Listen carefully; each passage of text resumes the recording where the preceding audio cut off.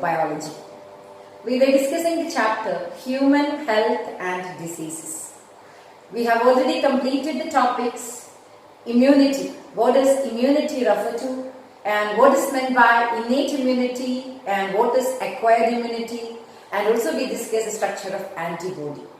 So you know, innate immunity refers to all immunity measures, the physical barriers, the physiological barriers, all such sort of measures by which a person is born. Okay, from birth onwards, whatever immune measures a person has refer to what? Innate immunity. Whereas acquired immunity, a person acquire due to his exposure to a pathogen.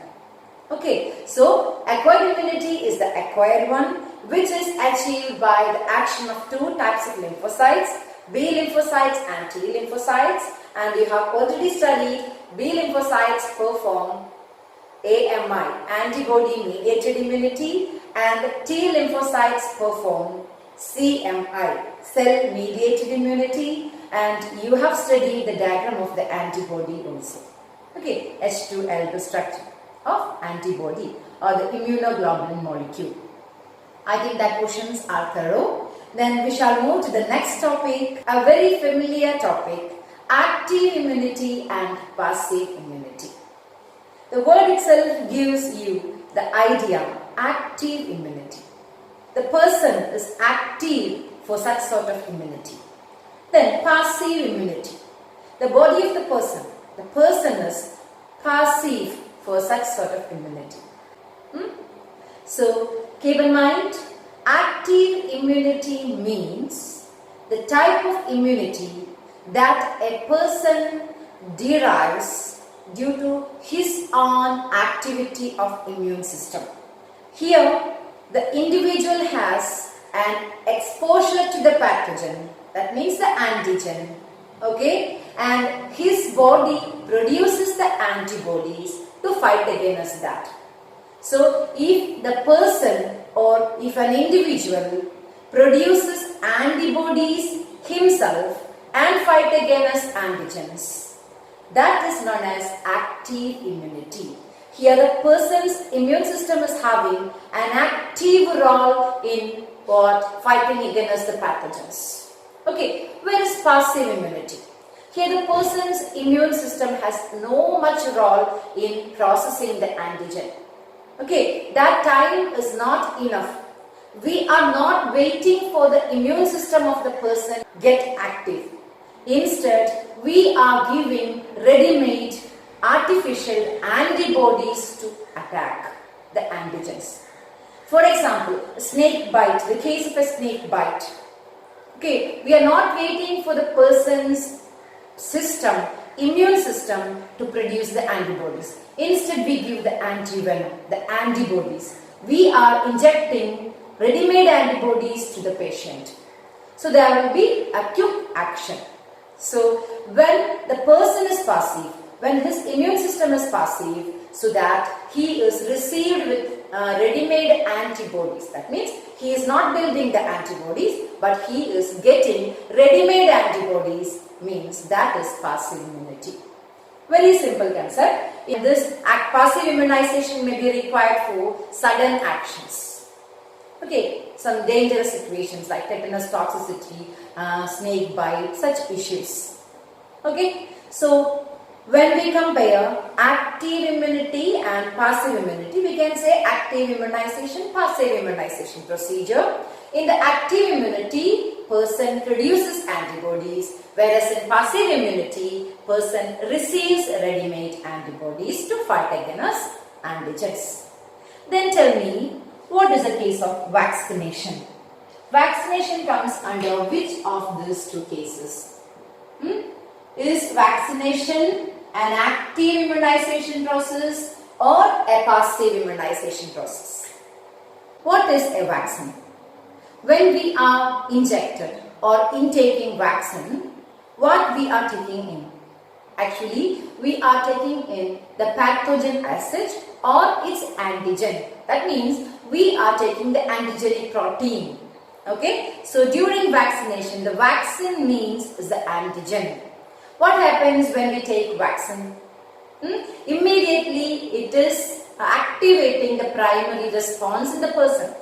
Okay, so that he is developing antibodies to fight against this antigen which is present in the vaccine. So vaccine is providing antigen to stimulate the primary response. As a result, there are number of antibodies produced, and some of these cells, T cells and B cells, are kept as memory cells for the secondary immune responses. Okay, that means the vaccine is stimulating the body to produce antibodies. So the vaccine is giving what type of immune response? It is giving active immune response. In vaccination, we are not giving what? Antibodies. Instead, we are giving antigen. The person is developing antibodies, so that is active immunity. With his own interaction to the antigen, he or she is producing what? Antibody. So that is a case of active immunity. So vaccination is a case of active immunity. Whereas when we take antivenom or when we take tetanus toxin, this is a case of what? Passive immunity. Okay, snake antivenom, then what is tetanus antitoxin. Okay, when we take these sort of things, that is passive immunity. These two contain not antigen, these two contains the antibodies. Okay, and ready-made antibodies are given to the patient because it requires a sudden action. So, in the case of snake bite and tetanus toxicity, what we give to protect or save the life of the patient is the antibodies, ready-made antibodies. So, we can say that is a case of passive immunization or it is passive immunity. When a person gets chickenpox and he is getting resistance to that disease for the second or third or fourth time, that is called what? Active immunity. Because of the chickenpox virus, he is getting a direct exposure and he is producing antibodies and fighting against it, and that is giving, that active response is giving immunity, means that is active immunity. I mean vaccination, then a resistance against a disease due to its primary exposure. Resistance against chickenpox is an example. Okay, these all cases are examples of what? Active immunity. Vaccination, then getting resistance against a disease due to primary encounter, like chickenpox, once it is getting, next time getting immunity. Then passive immunity cases, antivenom, okay, that toxic cases. Okay, antivenom, snake bite antivenom, that tetanus antitoxin, these all are examples. And another case, through colostrum, when a mother breastfeeds baby, during initial days, the yellow colored milk colostrum consists of number of antibodies. By getting that milk, the baby is getting an immunity. That is called passive immunity because baby is getting what? Antibodies. Then our next concept, when we discuss about the immune system or the immune responses, allergy needs a special mention. You know what is allergy? Okay? And I think almost all of you have familiarized at least once in a lifetime allergic response. What type of response it is? Okay, when you are getting allergic response, that means your immune system is active. Okay, it's performing its duty. That means when you are opening a room closed for many days, if you are just opening the room and entering to that room, you may feel suffocation and you may feel breathing trouble, sneezing, like allergic responses. Similarly, if you are going to a garden with number of flowers, some of you may be feeling some kind of allergic responses due to the pollen. Okay, and when there is a heavy traffic, okay, dusty area, you feel allergic. And otherwise, some of you may be allergic to some cosmetic products, some powders, creams, like, okay, what it means? Okay, so that means there are number of agents which cause what? Allergy. Such agents we can call as allergens. Okay, allergens are the substances which cause allergy. It can be simply a pollen grain. Okay, it can be dust. It can be what? Some cosmetics. or it can be sometimes some food. Some are allergic to some kind of shellfishes like, okay, anyway, what is meant by allergy? Allergy is what? An immune response to fight against allergens. Okay, so allergy is an immune response to the body to get rid of allergens which have entered the body. Okay, so if you are showing some sort of allergic responses like sneezing, coughing, itching or like that, that indicates your immune system triggers the production of two major chemicals, histamine and serotonin. Okay, so the allergic response is due to histamine and serotonin released by mast cells. Okay? So, listen carefully here. When your body encounters allergens, okay, allergens attack your body. What happens? Immediately, mast cells of our body releases histamine and serotonin to process this. Okay, so histamine and serotonin are the chemicals released by our mast cells to process the allergens. Okay, and the action of the histamine and serotonin to get rid of the allergens will be shown in different form. It may be either sneezing or itching or coughing, or like we are trying to get rid of that allergens. Okay, so sometimes if these chemicals are secreted in high amount, if these allergens are high in amount and these are produced in large amount, it may lead to a heightened action. Okay, so such kind of hypersensitivity or heightened action of immune system may even lead to death of the patient. Such case is called anaphylaxis. Okay, a heightened immune response which is a threat to the life of the patient is called anaphylaxis. So in order to treat anaphylaxis, very heightened allergic response, we need to treat the patient by supplementing what? Chemicals like antihistamine. In order to treat this allergic response, antihistamine, steroids, adrenaline are used. Okay, so by injecting with antihistamine, steroids and adrenaline, we can treat the anaphylaxis or heightened allergic responses. You know, asthma is a hypersensitivity, high allergic response case. Okay, it can even lead to the death of the patient by wheezing, severe wheezing. Okay, this can be treated by introducing these chemicals. These are some medicines. Okay, so that's about the allergy. Allergens are the cause.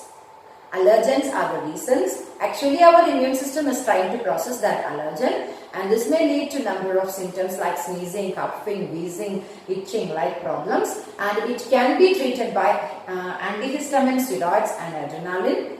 Okay, you must also know how this immune system is able to recognize the foreign things, foreign particles. Why is selectively attacking the foreign substances and not our own body particles? So there is high specificity between this antigen-antibody action. We will learn about it in higher classes. In some cases, due to some genetic reasons or whatever, sometimes our immune system may attack self cells, our own cells. Okay, instead of attacking the foreign substances, if the immune system fails to recognize foreign and self, okay, to distinguish foreign and self cells, sometimes it may attack what? Our own body cells. Such disorders are known as autoimmune disorders.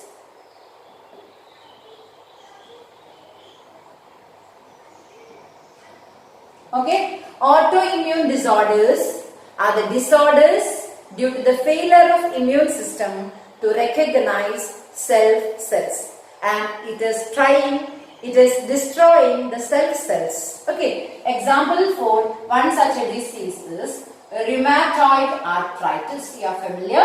Here the self cells are destructed. Rheumatoid arthritis. Just keep in mind what is meant by autoimmunity. Self cells are destroyed due to immune system failure. Okay, and the last topic, immune system. Here in figure you can see the immune system of the body. In human body, what is meant by the immune system? Where is it present? You know, digestive system, excretory system. Where is the immune system present? Which are the organs? Which are the parts in immune system? You can see in the diagram. Okay, then our major parts in immune system include the lymphoid organs, the lymphoid tissues, lymphatic cells and antibodies. Okay, the chemicals. So, what is meant by the lymphoid organs? There are two main types of lymphoid organs, can be classified to primary lymphoid organs and secondary lymphoid organs. Okay, primary lymphoid organs are the organs where lymphocytes are formed and matured. Where the lymphocytes are formed and matured. Okay. The major action cells are lymphocytes. So in the primary lymphoid organ we can say these are the organs where lymphocytes are formed and matured. Whereas secondary lymphoid organs are the organs where lymphocytes act. That is a battlefield. Here is a formation, here is a battlefield where the lymphocytes act or fight against pathogen antigens. So the primary lymphoid organs are two, bone marrow and thymus gland. There are two primary lymphoid organs, bone marrow and thymus gland. The secondary lymphoid organs include spleen, tonsils, lymph nodes and Peyer's patches. Okay, then that means mucosal associated lymphoid tissue. This represents about 50%. We discuss it. Okay, anyway, when we discuss about the lymphoid organs as a part of immune system, the primary lymphoid organs are the organs where the lymphocytes are formed or matured. The secondary lymphoid organs are the organs where the lymphocytes fight or process the antigen, the battlefield. Okay. Then, if so, the lymphocytes are formed and matured where? B lymphocytes. If it is B lymphocytes, these are formed and matured in bone marrow.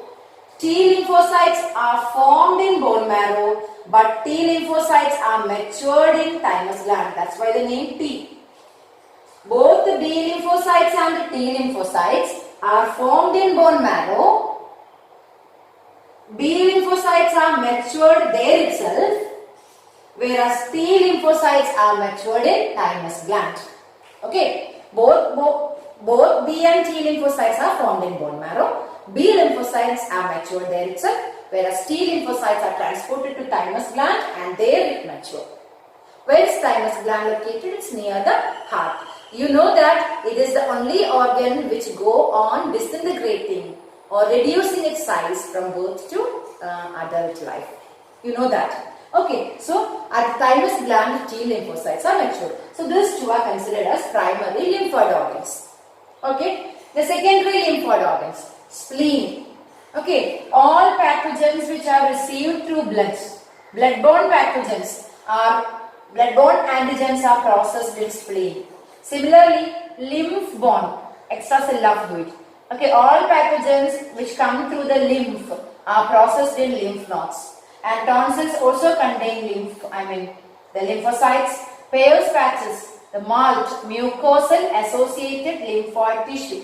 Peyer's patches in intestine that also help in processing pathogen antigens. You know, our food pipe, our windpipe, our reproductive tract, all these internal pipes are internally lined by mucosa lining.